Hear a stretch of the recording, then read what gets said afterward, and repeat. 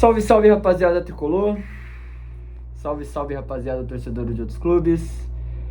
Aqui quem vos fala é o Mascarado Tricolor, né? Hoje eu acredito que deve ter muita gente aí, torcedora de outros clubes, assistindo o vídeo. Muita gente, né? E hoje eu gostaria de começar o vídeo com a seguinte mensagem. Até quando? Até quando o São Paulo vai continuar com este projeto de treinador mequetrefe que é Luiz Beldia? Porque, sério, não é possível que vai passar de hoje. Não é possível. Passar de hoje revela um total descomprometimento da diretoria, que já é descomprometido o suficiente, já se provou ser descomprometido o suficiente com o clube, né? Visto todo esse desespero e todo esse discurso bonito do papel de controlar a dívida, de contratar jogador em final de contrato, de vender jogador que precisa disso, que aquilo, porque a gente não vai fazer milagre para fazer uma gestão responsável e conseguir aumentar a dívida no ano passado. E o São Paulo chegar a quase 1 bilhão de dívida. Então essa diretoria ela já provou ser incompetente. Ela já provou até aqui.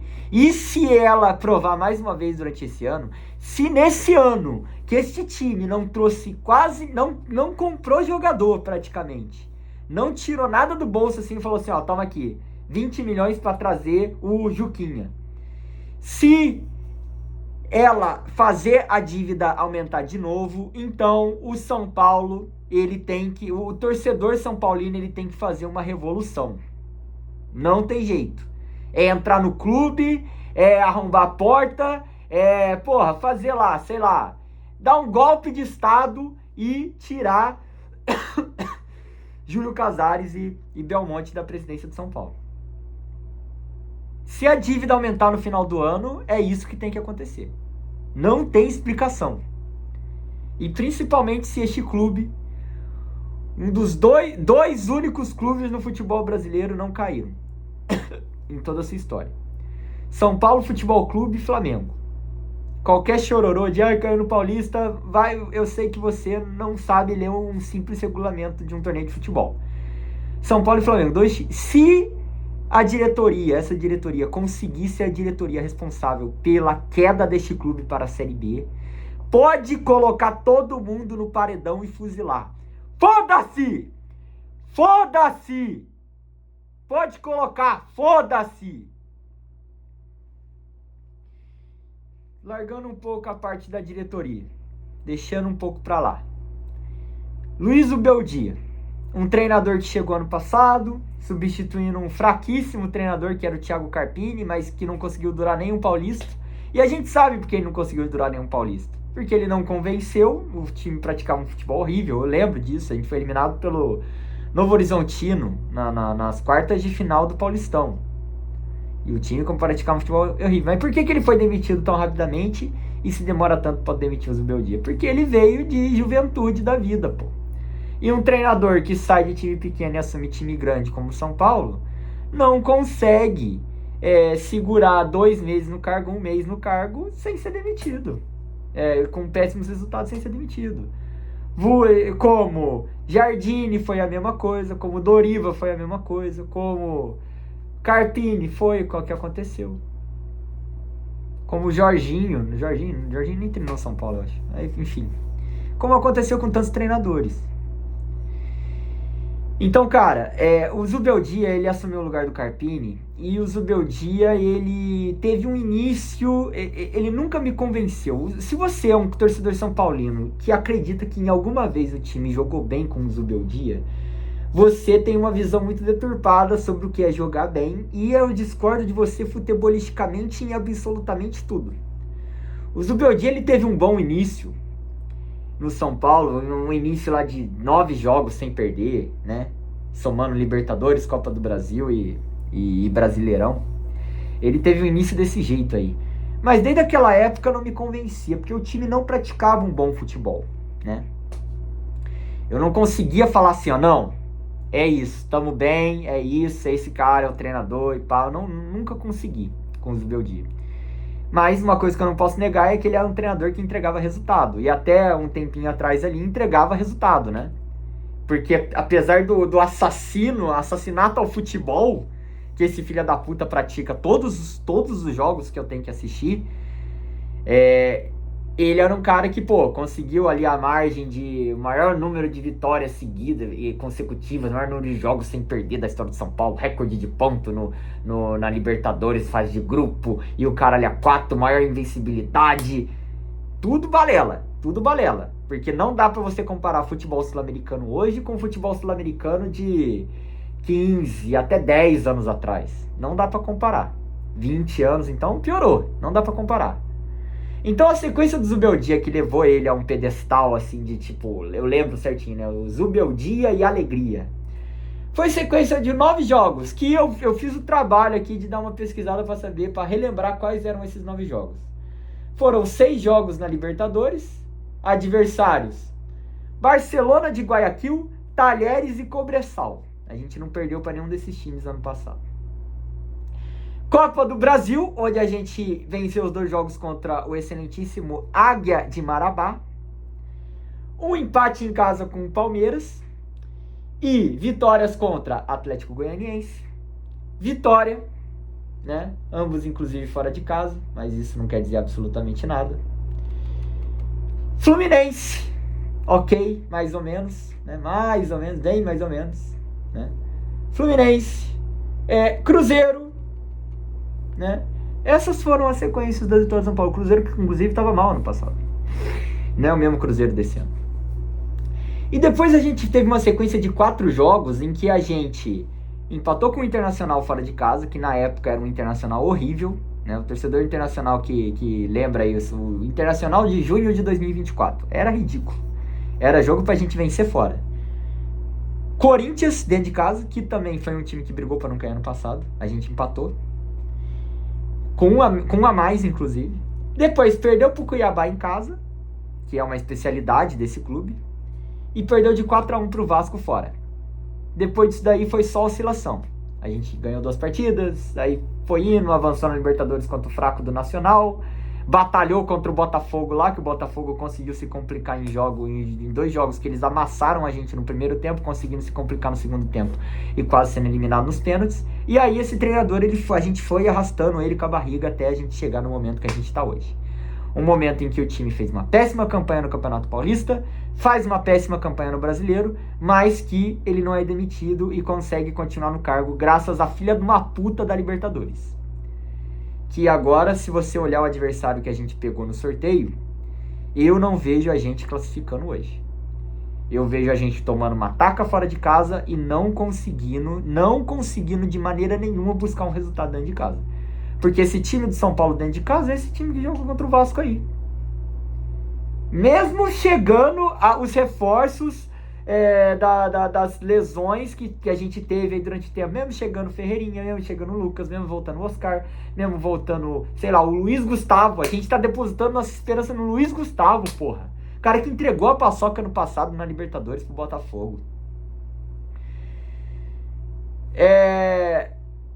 Cara, mesmo voltando o time, todo mundo 100%, todo mundo lá com a barrinha assim, ó, pra cima lá, de pau duro lá, com a barrinha pra cima, assim, igual no videogame lá, mesmo voltando com todo mundo 100%, eu não consigo acreditar nesse time. Você consegue, torcedor de São Paulo? Não dá, é fora Zubeldia, irmão. É fora. Ah, quem vai colocar? Foda-se, coloca o roupeiro. Coloca o mendigo. Me coloca. Coloca, sei lá, coloca o Léo Lins, coloca, coloca o Palhaço Bozo, coloca o Barolo, coloca qualquer cara, foda-se, tem que demitir. Ah, mas a multa dele, paga a multa, usa o dinheiro que, sei lá, que tá economizando pra trazer a porra do filho da puta do Marcos Antônio, do filho da puta do Juan, que parece que é isso que essa diretoria quer trazer pro clube, e paga esse porra desse filho da puta e manda embora, e manda pra casa do caralho, manda pra faixa de Gaza, foda-se porra, caralho, manda pro Sudão, onde tá tendo genocídio lá. Manda pra lá, foda-se, porra. Paga o que tem que pagar e manda embora. Aproveita que, sei lá, que o Internacional tá mal, se Deus quiser vai demitir o Roger Machado e traz. Espera um pouquinho pra ver o que vai acontecer com o Vojvoda no Fortaleza. Ressuscita o Muricy, coloca ele de treinador, mas demite esse filho da puta logo, caralho. Não dá, porra. O jogo de hoje foi o quê? Eu esperava um jogo horrível hoje. Um jogo horrível em todos os sentidos. Todos os sentidos. Vasco e São Paulo. Pior que ver a avó pelada. Pior que ver mãe e pai transando. Eu esperava isso. Mas eu não vi isso. Eu vi um jogo de um time que é o Vasco que... Você pode não gostar do Diniz, tá? O Diniz foi um treinador responsável por um dos maiores, um dos títulos mais perdidos da história do São Paulo. Foi o Fernando Diniz. Mas o Vasco tem treinador. O Vasco hoje deu uma aula tática defensiva absurda. Que o São Paulo, nem com o time 100%, ia conseguir passar. Ia conseguir achar um passe. Não ia. Nem se o São Paulo fosse bem treinado ali. Muito bem treinado. Tá, tô exagerando. Mas uma aula de defesa, de ocupação de espaço, de compactação defensiva do time do Vasco hoje. Uma aula. Um baile. A gente já tomou um baile pro Mirassol. E hoje a gente toma um baile para o Clube de Regatas Vasco da Gama. Acho que é Clube de Regatas Vasco da Gama, né? Humilhação. O Vasco não ganha do São Paulo no Morumbi, acho que há 12 anos, 9 anos, 12 jogos, sei lá, alguma coisa, alguma porcaria assim. Mas esse time que cheira a rebaixamento, ele conseguiu perder pro Vasco em casa. Existem poucos times piores que o São Paulo no campeonato. Poucos times, dos 20 ali, pouquíssimos. É um Vitória, é um Sport, é um Santos, é um Grêmio, é um, não sei, pega outra aqui, sei lá. Eu não consigo pensar, porque são muito poucos. O Vasco hoje, pela partida que jogou, baile no São Paulo. E o que mais me deixa irritado é que o jogo de hoje, ele não me deixa nem um pingo do que eu fiquei puto do jogo contra o Mirassol e contra o Bahia. Contra o Bahia eu não consegui gravar vídeo, mas o jogo contra o Bahia também me deixou muito puto. Porque o jogo contra o Bahia e contra o Mirassol me fizeram perceber o seguinte: e escute isso que eu tô falando pra você, esse é o pior São Paulo que eu já vi em toda a minha vida. Eu tenho quase 30 anos de idade. Eu vi muitos São Paulos ao longo da minha vida. Muitos São Paulos. Já vi São Paulos terríveis. Mas esse é o pior. Esse São Paulo é o pior, é o top 1. Seguido, sei lá, de São Paulo de Carpini. Ele consegue ser pior que São Paulo de Carpini. Ele consegue ser pior que São Paulo de Doriva. Ele consegue ser pior que São Paulo de Jardine. Ele consegue ser pior que São Paulo de Rogério Ceni, que era tenebroso. Era tenebroso. Ele consegue ser pior que o São Paulo de 2017, ali antes do Hernandes chegar. Ele consegue ser pior que todos os São Paulos que eu já vi na minha vida. Pior que São Paulo de 2015, que oscilava pra caralho do Osório lá. Pelo menos a gente classificou pra Libertadores, né? Aquele São Paulo era bom comparar 10. Pior que São Paulo de 2013, que brigou pra não cair até o Muricy voltar. Pior que todos os São Paulos que eu já vi. Esse é o top 1 São Paulos piores de todos os tempos. Da história desse clube, eu não tenho dúvida. Não tenho dúvida. E não é exagero. Esse é o pior. O jogo, cara, não tinha o que fazer. O Vasco estava bem defensivamente e a gente não tinha possibilidade nenhuma de criar nada. O que eu falei desde o início? O Vasco tá marcando pressão, cara, não adianta, a gente não sabe sair jogando atrás. Apesar de que o Alisson, pra mim, começou bem na partida, começou me surpreendendo, né? Mas a gente não sabe construir, sair jogando ali atrás. Então espeta a porra do centroavante lá na frente. Faz o André Silva, sei lá, fazer um milagre, que pra ele é um milagre. que é ele ganhar um pivô lá na frente. Lá. Com o Calleri parecia tão fácil ganhar um pivô, é porque não é fácil, é porque o Calleri realmente faz um pivô do caralho. Espeta a porra da bola pro centroavante lá na frente. Tenta aproximar o Luciano. O centroavante ganhando uma bola, abrindo no Lucas Ferreira, a gente dá um cruzamento pra trás, chega um cara batendo. Espeta, porque o time do Vasco tá pressionando em cima.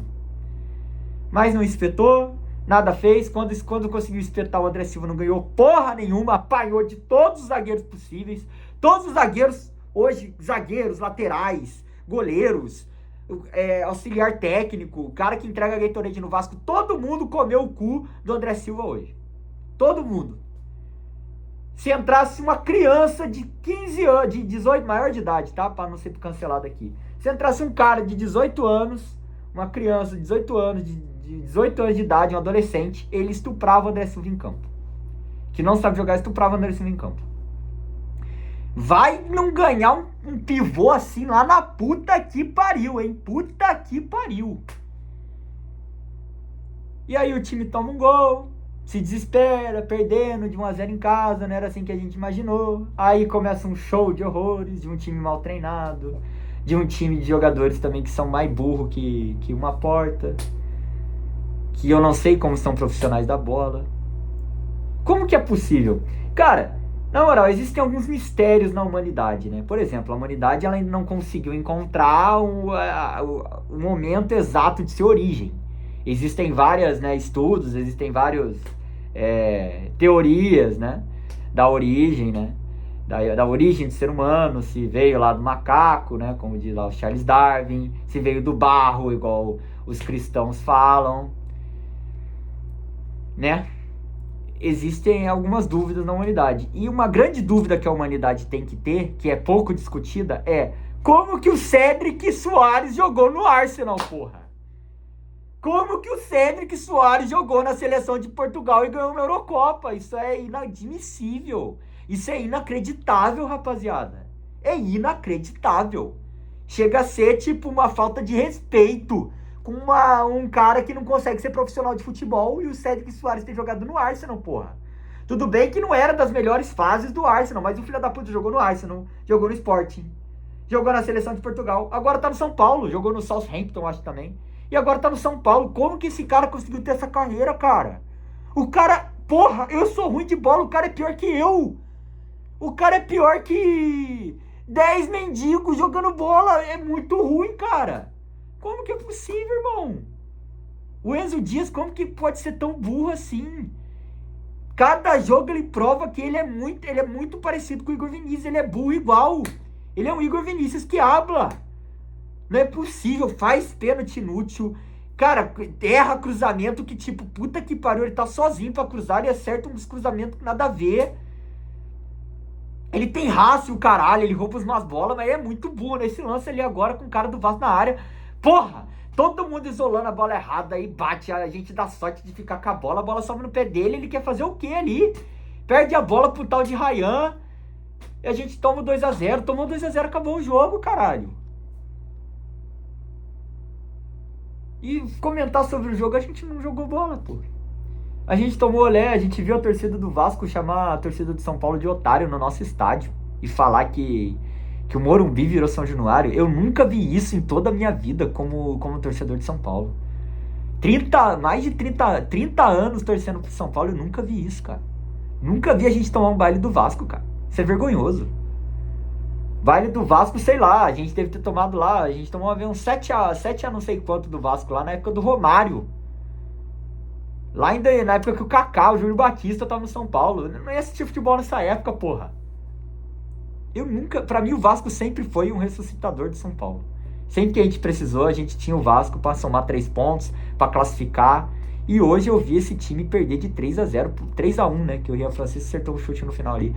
Perder de 3-1 pro Vasco no Morumbi. E aí? Até quando Zubeldia vai ficar?